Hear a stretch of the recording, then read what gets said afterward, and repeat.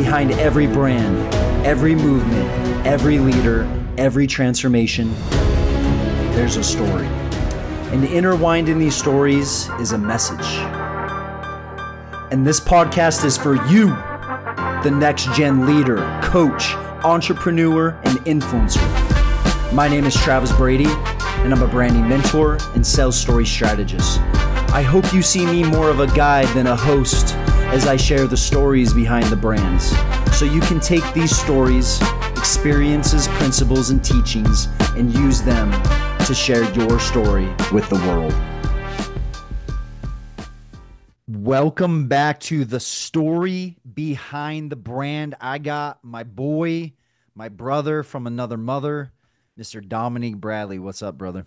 What's up, everybody? How you guys doing today? Thank you guys for tuning in, man. I really appreciate it. Let's make this happen. You're, I think one of like only a few people that's actually been on here twice. Really, I Yep. like two times. I think Red Suit is one of the few people. I can't even think of who else I've had on here twice. So if you're listening, guys, you need to be following this man, Dom. If you follow me on social media, you already see him in my videos, part of the Brotherhood. Is one of my partners. He is one of the most incredible guys I've ever met back in CRM automation.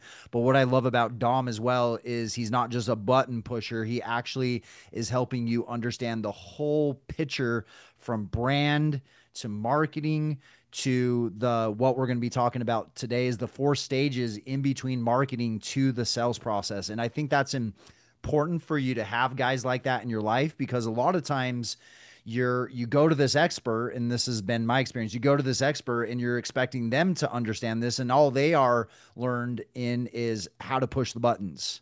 So anyways, for those that don't know, Dom, fill in the gaps a little bit about your backstory and everything.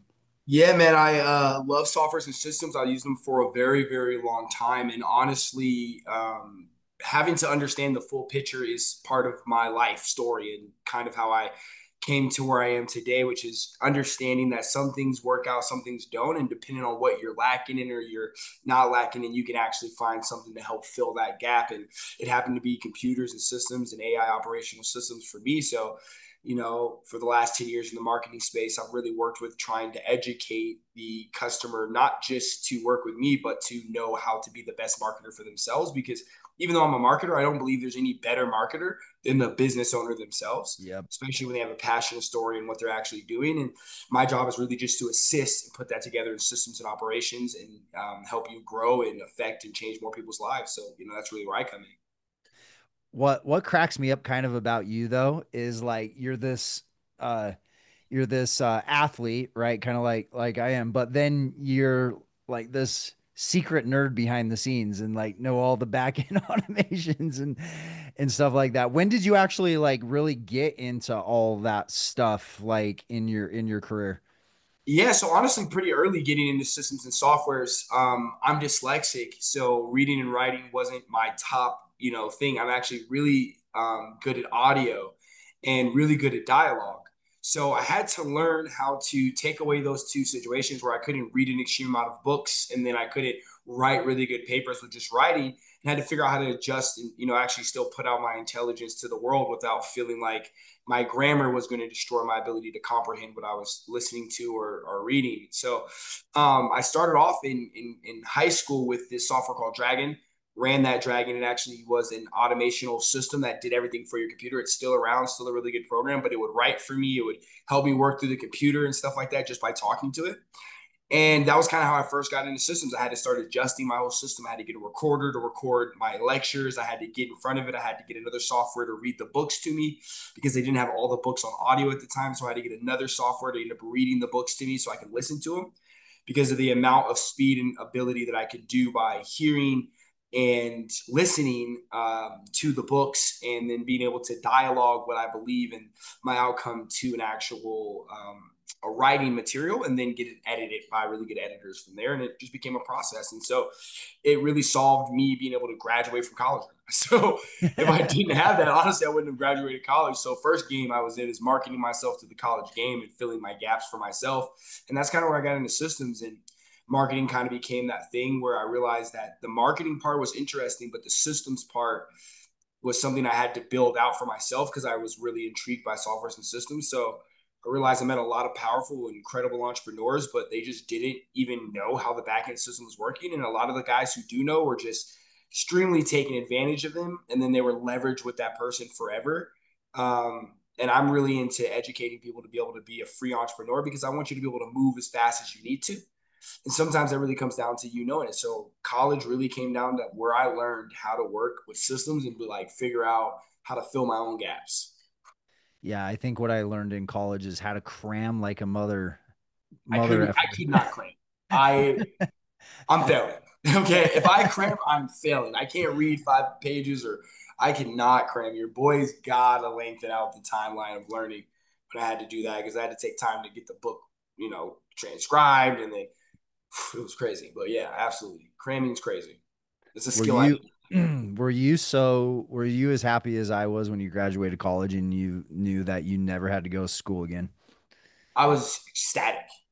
Yeah, I was ecstatic. I really, um, it was really put into me that I really needed to make sure I graduated school, and I thought that for sure that at the end of the day, I'd at least get that done. But at the same time, I also had a chip on my shoulder because there was a lot of people who told me I could never go to college. Like I had Yeah. teachers who maybe were trying to look out for me, but tried to get me into like work classes to figure out how to start working at like Mickey D's and shit like that. Like, well, you really need to get work experience at this level. So, college may not be for you. So you might want to go into this work experience program. And I was just like, what? It wasn't even that I even wanted to go to college at that moment. Honestly, it was kind of like, damn, we got to do more school. But football was kind of an introduction to that. But honestly, it kind of changes the game for you when you're when you graduate and then you're just become an entrepreneur and you're like, I haven't even used my degree for a single job that I did have to support my entrepreneurial ventures. Right, So that right. was hard for me. Yeah. Yeah, no, I totally I totally feel like that too. I was like, man, should I remember when I was younger and I was telling my mom, "Mom, I don't need to get a degree." The look on her face when I told her that. Like I just killed somebody. Like I just killed someone. It's one of the longest marketing sells we have experienced in our lifetime. You think about that. By the time you're in kindergarten, what do you want to major in? What's your college, right?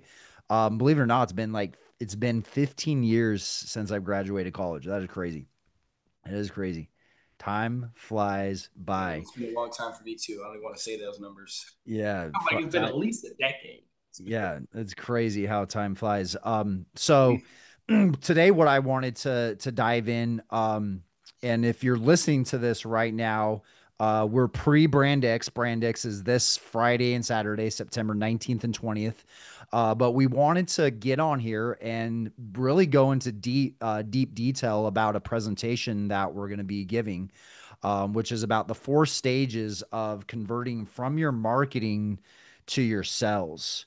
So I wanted to talk about that and just give a more, because what I believe with a lot that happens today is we're all about getting the quick information, but really there's a conversation that needs to be had at a deeper level to really fully understand things. I'm a big believer in having conversations because then you get to see at a deeper level, what are you doing, what are you not doing, what's working for you, what's not working from you, because it's easy to look at your bottom line going, oh, I'm not making enough money, I need more leads, right? But there's so much in between stuff that has to happen. And I think when we're in that fear state or in a newer state, or sometimes we just miss that, there's so many different things that have to happen through the process. And I constantly tell my clients, like, you need to be very conscious in how you are sold, because the more you understand how you're sold, the more you can sell, right? And I don't think people are very conscious in that conversation. So I wanted to go over the 4 stages of converting from your marketing to your actual sales. So we start with stage number 1. So what is the first stage? So your first stage is getting noticed, which we would tag in the category views. You got to get noticed. People have to find you exist.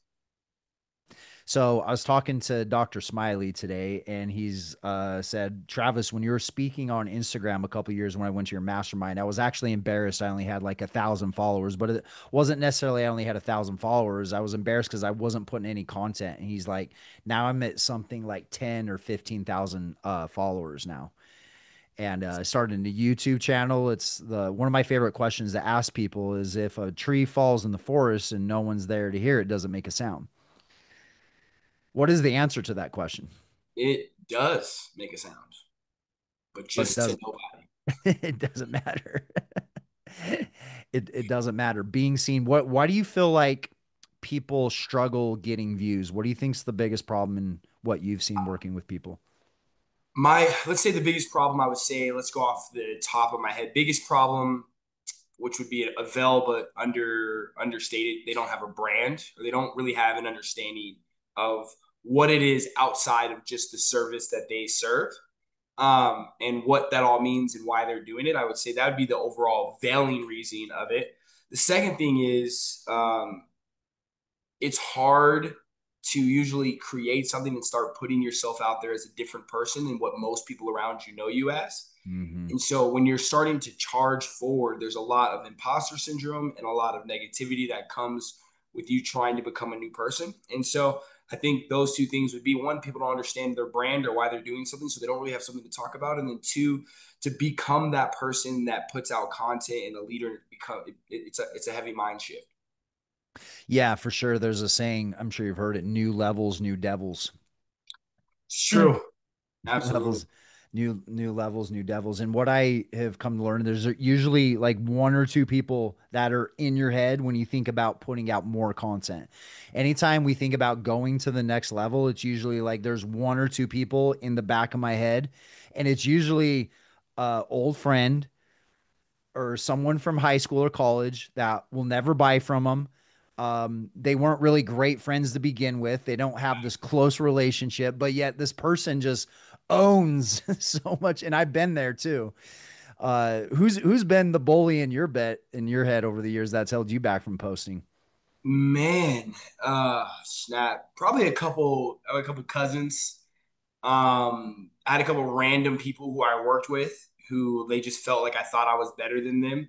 I had like this one chick who's just like, "You're just gonna be a nothing for the rest of your life, and you think you're this and that." And she really did get me at that moment in time because I was working with them and I was putting so much money into my entrepreneurial venture at the time that, it almost felt like she was absolutely true. And to me, she was true at everything that she was saying in the moment. I was there. I was working there. I was running the airport miles and miles at the airport, sweating my ass off, doing promotion, investing everything in my digital business. And so she stuck in my head for a very long time, honestly.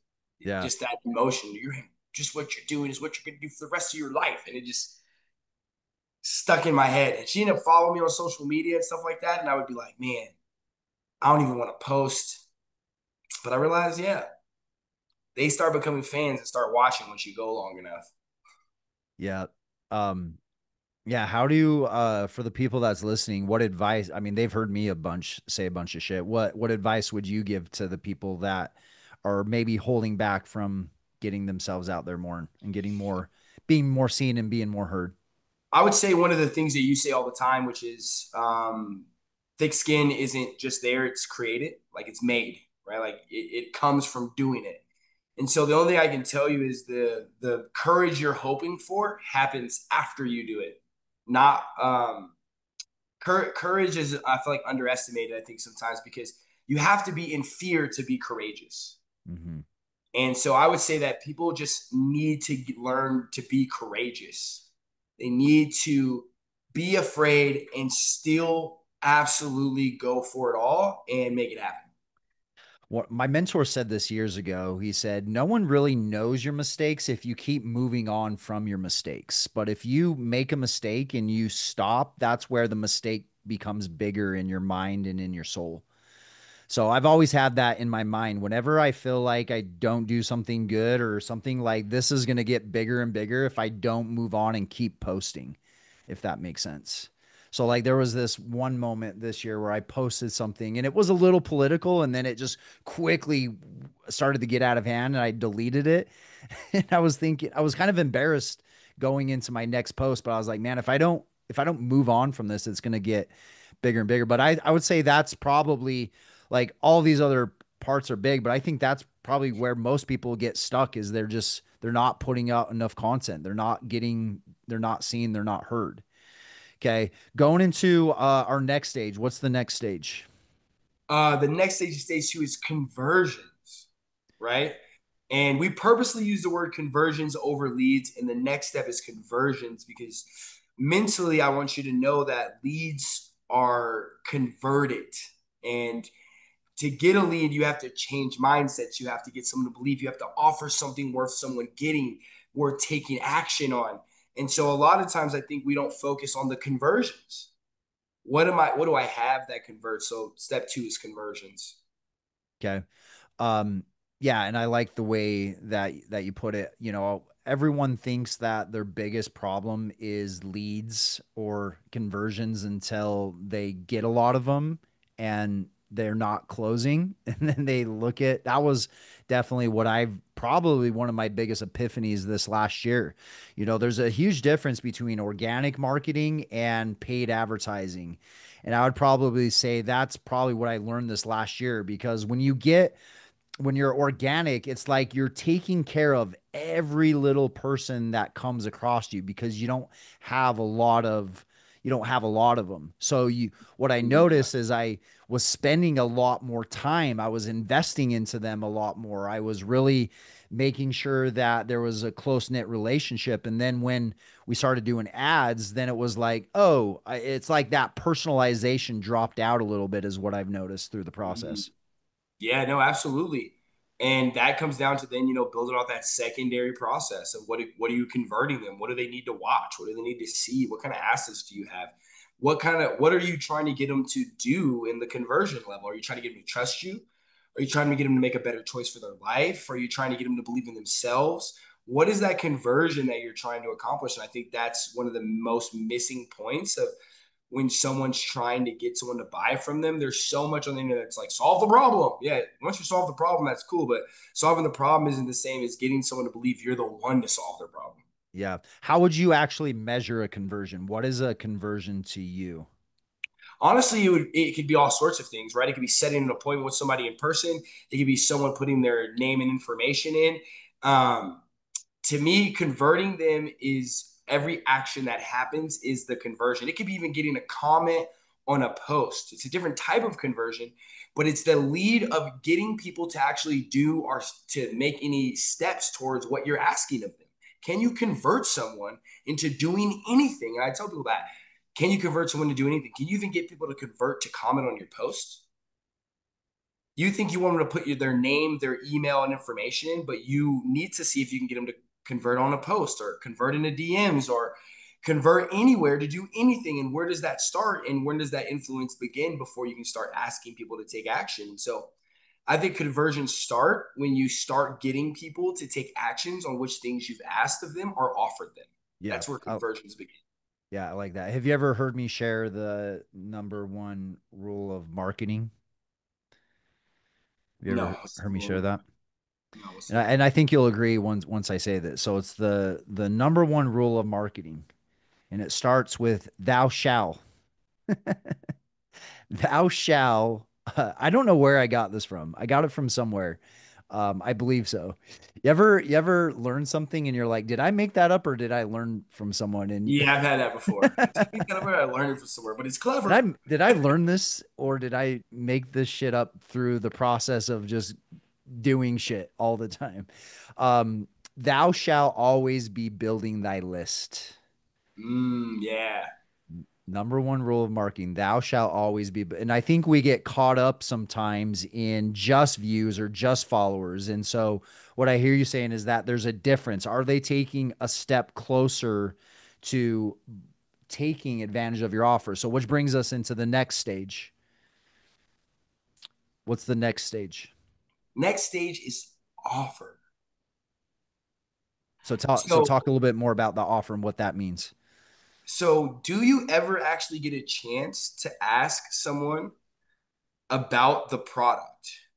Like, do you ever get a chance to like give them a chance to purchase? Like, do you get a chance to offer what you have in the pack? Like, do you ever get a chance? A lot of people never even get a chance to offer. So that's where the offer comes from. It's like, do you ever get a chance to just present it? Yeah, people, this is our motto. People don't pay you based upon what you're going to give them. There's requires too much faith. Okay. They're going to pay you based upon what they've already received. So that first thing that you're really offering people, okay, whether it's an ebook, whether it's a first time free session, whether it's like uh I had this HVAC company. They gave me a free AC tune up, right? And so they come to the house, give me an AC tune up, and then of course, next thing I know, I'm buying a new AC for my house, right? Facts. Okay. So what is that offer? What is the thing that you're delivering people and giving of value? And so I feel like a lot of people, especially newer business owners, is we think that people are just going to come across your product or service and be like, "Oh, I need you," and hire you. In reality, it's such a harder game than that. I don't know what else you could share in your experience of working with businesses and their offers and what's worked and what hasn't worked. I think learning to get to know more about why your offer is going to work for someone is really important. That gets underestimated. Like people say it solves this problem, but sometimes even when people want to solve that problem, they're solving that problem for a secondary reason, right? And I think that's where sometimes that offer doesn't really fit in natural to the person they're selling to because they don't fit the offer to the person, even though the offer is doing the same thing. Sometimes you have to really fit it to that person. So they need to know that you are on their team, right? Michael Burnoff, like when he came to the mastermind and he did the house call, honestly, he really spoke about that. Is like people want to feel like you're on their team. People want to feel like it's you and them versus the world. And Mm-hmm. so for you, what does that really look like? And in that offer, you need to start really business owners I've learned really sometimes don't spend enough time making the offer for that person. And that's what I would say is that that's what really needs to be a sweet spot is the offer needs to be for that person and they need to feel like the offer is for them. I feel like so many people invest so much of the back end. Okay, once they pay me, here's what we're gonna get, but they don't Facts. invest anything earlier into the relationship. Therefore, they never get to that back end service. And so, the motto that I really teach clients is your free stuff should be better than people's paid stuff. And if you can invest a lot more time on the front end of that client journey, I guess is essentially what it is also referred to. What's the client journey? You'll find yourself getting so many more leads and so many other people that otherwise maybe wouldn't have taken action. It's kind of Facts. like you have a good dating analogy on this, right? Like Yeah. So not like gonna you're go to not, the bar and marry the girl, right? facts, it's like sometimes people make offers like if they just run to a bar, see the first cute girl they do, get on their knees, like, I want to marry you. It's like, wait, you don't even know me. Like, you don't know anything about the person. You don't know anything. Oh, I just see you, you see me, and I want to be you. I want to be mine. So you really got to get to know people. And sometimes making offers and making sales and partnerships and business opportunities is kind of like marriage. You got to take some time to get to know some people. You got to take some time to figure out if that's really what you want to do with someone. And I think that's important. And sometimes people just make the offer off the top because that's what it's like. I made the joke about what does a barber offer the bald guy? He still offers him a haircut because that's all he has to offer, Yeah. right? You know what I mean? It's like even if I was a barber and all I had to offer was a haircut, I'm gonna position it as a head wax. Okay. We're gonna change it up a little bit. I'm gonna change the name. I don't give cuts right now. I'm about to give a head shine. Okay. I got something in my book for that. Use my cuts, rest off the hair you ain't got, blaze it up, shine it up. Now, I did still cut your hair. But instead of saying, hey, I got to fade for this much or that much, I'm like, I got a whole new thing for you. It's the same product. But Yeah. for you, you need a shiny dome, okay? And so I need to give you a shiny dome. And so that's what I'm going to do for you. And I happen to have to give you a cut at the same time. So, you got to really be able to make the offer. You got to know what your product delivers so that your offer can be interchangeable to that customer. Okay, and then leading into our last bucket or last stage. We got sales, right? When you actually tell them this is how much it costs, and you've already pretty much walked through all of their objections, because really at this sell, a lot of times, and Travis, you really taught me this, and I'm really learning it more, is it's about what that person had to become to finally buy from me. It's not necessarily is this person ready or does he need it? I've already established that, but did I help this person become the person they needed to be during this process to buy from me? Yeah, I think it's the number one mistake that I've seen a lot of people make, especially in the coaching industry. Well, they're not really ready. Well, that was your job and your offer is to help them sculpt into becoming that person, right? That's why they're hiring you is to transform. So your goal is to transform them earlier in the conversation so they can see what it's like. So again, it just comes back to the whole thing. Like we're not people are not as faith-based um they're not as faith-based. They have to feel it, see it, touch it. And I think the biggest thing that we make the mistake in and I think we all go through these same mistakes. It's like the entrepreneur journey. It's like so counterintuitive. And it's like we can't learn it for ourselves. Or it's like we can't be taught. It's like we have to learn it for ourselves. It's like I remember when I was younger, my mom would say, "You need to go wear your coat. It's gonna be cold." I was like, "No, I'm gonna go learn for myself if it's cold outside." Like, you know what I mean? I don't know why I was super stubborn in that. I was like, and the goal with the sell is for them to start trusting themselves more, Facts. They not have to trust. trusting Absolutely. you more. And the more you try to make them trust you, the more you start to get into the manipulative space, is what I realized. Okay. And sometimes we throw out these words, oh, you're manipulative, but yet we don't really talk about, well, what leads to the manipulation, right? And therefore, when we don't see the dark, we become the dark, right? Just because you see the dark doesn't mean you are the dark. And so the goal is for them, not saying that they don't need to trust themselves, okay, because they are not saying that they don't need to trust you, because they do need to trust you. However, they need to trust themselves that they're making the right decision. Facts. What have you seen why we're on that topic, what are some other things that you've learned personally in the last couple of years that you feel like has helped you? In what, sales or? Yeah, sales. So one thing, the Dan Kennedy method, which is never go into a battle hungry.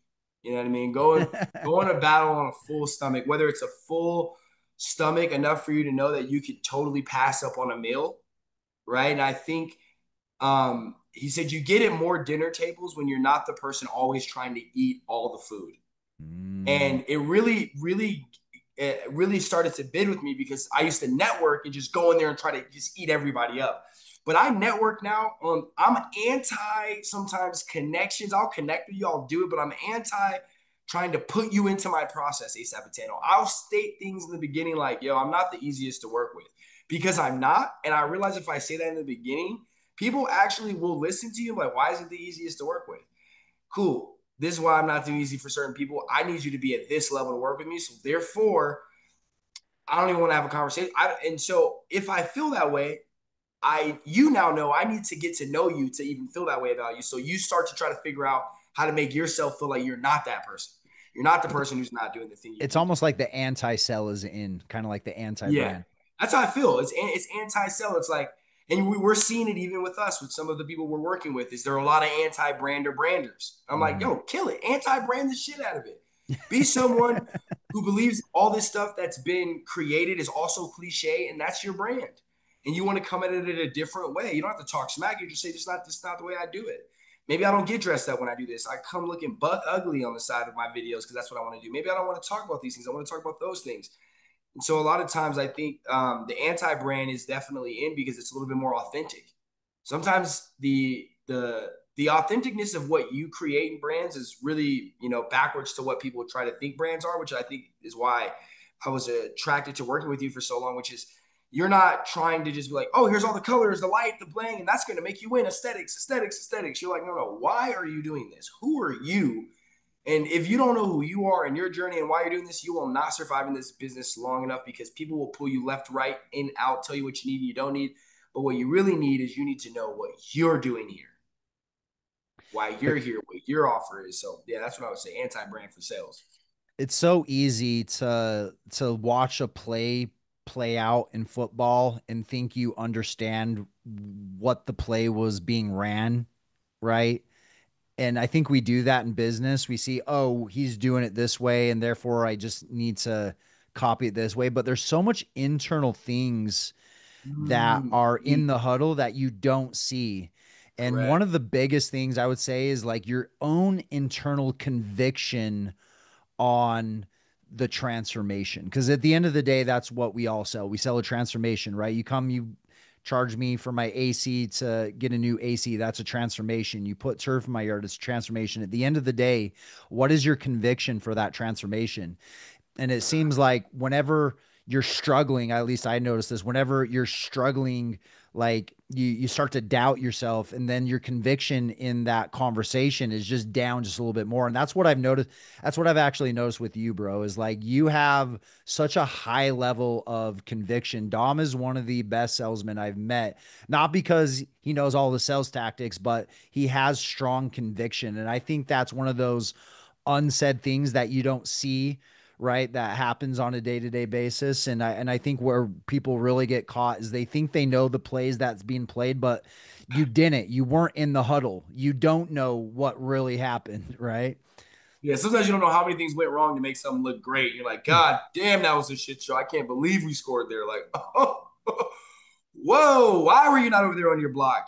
How did you miss this receiver? You were supposed to, like, so many little things happen that you don't even know that the responsibility of every single person on that 11 squad team, especially in football, that then accomplishes that part of what you're expecting to look glorious. And then how many things and how many techniques have to go right for it to just look flawless. There's so many things happening, so many people having to do so many things just to make that one play for like 6 seconds on average happen per down is insane. And yeah, So I watched the Madden documentary. Have you ever seen the Madden documentary? I am not a documentary watcher, and I need to start. But I feel like you've hit me up now with like 10 I documentaries that know, I'm like, bro, yo, they're I don't good. even watch documentaries. I'm going to get on this doc game, you Do know? you ever, like, during Sunday, I can't watch documentaries. I don't know. It's like the weirdest thing, even though that's my world. But like Monday through Thursday, I can't not watch documentaries. It's like I can't watch a movie when it's Monday through Thursday. It's this weird conundrum I've noticed inside of me. But anyways, Madden documentary, one of the greatest football coaches of all time. Someone was talking about this the other day. Madden will be pretty much synonymous with football. I mean, you think about the next generation Yeah. coming up, they'll be like, "Who's Madden? I thought Madden was football, right?" Like Yeah, think that's about that true. brand for a second. Yeah, that's crazy. Over time, it's just been there so long now. It's just like it makes a new thing. They're gonna think Madden is football. Yeah. Anyways, that wasn't the point I was making, but that was a point that I wanted to make. The main point is during the documentary, Madden was, I think he was learning from Tom Landry or someone, one of the other coaches before his time. I can't remember what coach it was. And he said, they're going over the sweep. And he said he spent 3 hours breaking down all the blocking assignments and all the scenarios of one play. And he said, Facts. in that moment, I realized I know nothing about football. I know nothing about football. And I feel like that is entrepreneurism, like at its finest, like breaking down a process so in depth, step by step. And I feel like a lot of, oh, sweep, you toss it to the person and you block the person in front of you so when he said that, I was just like, "Yeah, that's entrepreneurism, like understanding the small details, because that's really what it takes to win is the small details. But you don't get to the small details until you commit to the process. That's what I've learned. Facts. Yeah, like I'm running a sweep. Now you got to figure out how to do sweeps after that. Yeah, and there's one of my favorite guys. I've been listening to him like nonstop, Stephen Furnick. He's this Christian preacher, and he talked about this the other day that God doesn't give you details until you commit. And sometimes we want the details before we do commit. And it's like kind of backwards that we want that. You know what I mean? So, anyways, that was like a recent, like, kind of a breakthrough seeing that. Like, sometimes we want all the fine details, exactly the way it's going to work out. And that doesn't really come until you're in there. So, Facts. Till you commit, baby. That's a fact. yeah. So, and I would say like in wrapping up the podcast, one thing I want to talk about, and this has been kind of an ongoing epiphany is just realizing like the business and the money you want to make is probably not done through 100% of your efforts. And I think we come in and we get this false sense of, oh, I'm an entrepreneur, so I got to make it all by myself. The question I've been asking people lately, I don't know if you know the answer to this, what percentage of Amazon does Steve Bezos actually own? I think he's around 10%, right? That's Yeah, the joke I always make with you when I was like, I'd rather have the tail of an elephant, you know? yeah. And so, all these processes and all these things that have to happen, we get into business because we're good at a craft, but not realizing there's a whole other craft we have to learn and then some more. And so, it's important to have partners, like Dom. It's important to have the video guy. It's important to have the agency to help you with all these parts. And you want someone that's really going to push you. You want someone that's really going to challenge you. One of my favorite stories about Dom is he talks about how in high school, whenever they lost, he would on purpose, whenever they were running sprints, miss the line to make his entire team run more, to be more conditioned. And I thought that was hilarious, which, by the way, if I was your teammate, I don't know really how I'd feel about that. Do you think me and you would have got along as teammates in college and high school? It depends. You like to win or not? Because that was my only goal. I'm like, yo, a sucker can lose anytime, but I don't even like winning as much as I hated losing. So it's like, in my mindset, everything's a banger. Hard worker, people who wanted to bang too, they loved me. We had a great time. We gave everything we had. But people who were unsure if they are there to battle together for war against an enemy, they did not like me. And I felt that's how I felt. And I used to feel also I wasn't the nicest teammate. But I guarantee you, when you are around me, you are gonna go hard. Where I'm not taking a rep to chill with you. You're getting smacked, so you or I'm getting smacked. That's okay. Either way, somebody's getting hit, and so people would avoid going up against me in drills because people would be like, "Dog, chill out." I'd be like, "Stand up." Like, what are you talking about? Chill out. Get up. Yeah, Do right. something, make something happen. So for me, I don't know if we would have gotten along, but I feel like if you were a hard worker and you wanted to win, I had people who were on my team. They were on my punishment team. They'd be like, you know what? Fuck it, let's die together. And I'm like, exactly. Let's die together. Because I still had to run I still had to run it. It's not like I got them to run it and then I wasn't running it too. I was also right there struggling, mad at myself, but still being like, we're gonna win this game.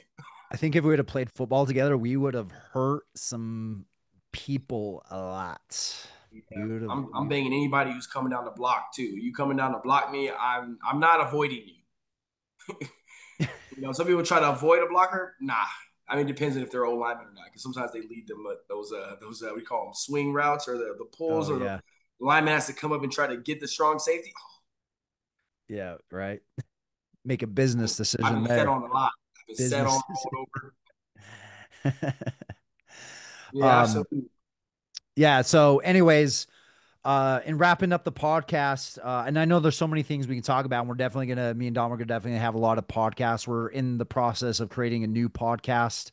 Uh, I don't even know what we're gonna call it yet. I think we were talking about Battlefield Brotherhood or Brotherhood Boardroom. I I don't think know. maybe we just call it the battlefield or the boardroom or something like that. But I think there's one that's called the boardroom. So I like the battlefield. Okay. I like us chatting and talking smack about the difference between sports and marketing and the battles you have to go through to really figure those things out. So I'm kind of liking the battlefield right? And it's just like, yo, you got to battle in business. It's a real fight. You know, you got to Mhm. fight the government. You got to fight employees. You know what I mean? Not physically, but sometimes people come into your business that you really have to understand they can ruin a culture pretty quickly one way or another. So, you know, and that's the one thing I, you know, learned from you, Travis, is you ask deep questions. You really want to get to know people from the inside out. And really watching that happen has been, you know, very interesting. The more you ask questions and you see how people's comes out and they have to answer these questions, they have to figure it out. And people, I think in general, have an easier time being around people who don't ask them deep questions, who aren't really trying to figure out if they're what their problem is or if they're okay or situations like they're so used to the petty, what I would call in between of kind of just being there and then not being there and not being a part of something that when you really start getting deep questions and wanting to be a part of something that it changes people's ability to realize if they're a fraud or not, right? If they can't answer their own questions about how their day is really going or how their family is or what are those things going, they really have to do that. And part of that's their brand, you know? Do you show up in your life like you want to show up in your brand, man? And it becomes a connection. So I really do appreciate that part of you. I really have seen it happen more and more and more with more people, and you know, seeing the people's lives that you have changed that got to answer the deep questions, who got really in tune with themselves and come out with their brand kicking. Man, I've seen their lives change. So absolutely, man. Thank you for having me on the podcast again, and you know, to future ventures, my guy. Yep. To the moon, brother. To the moon. Absolutely. If you feel like this podcast can benefit someone, which I know you do, please share the podcast, copy the link, text it over to somebody. Okay. Go follow Dom. Dom, how could they follow you? You can find me at Marketing with Dom on Instagram or on any platform. Or if you really want to see my internal life as well, sometimes you can find me at Billionaire Bradley. The journey of making people billions of dollars is what we're doing. One day I want to say I've helped people make over $1 billion, or at least raise $1 billion. It's my Well, goal. with the way that inflation is happening, I think it's a real thing in our A lifetime. billion dollars may come faster, do nothing by the time I get there.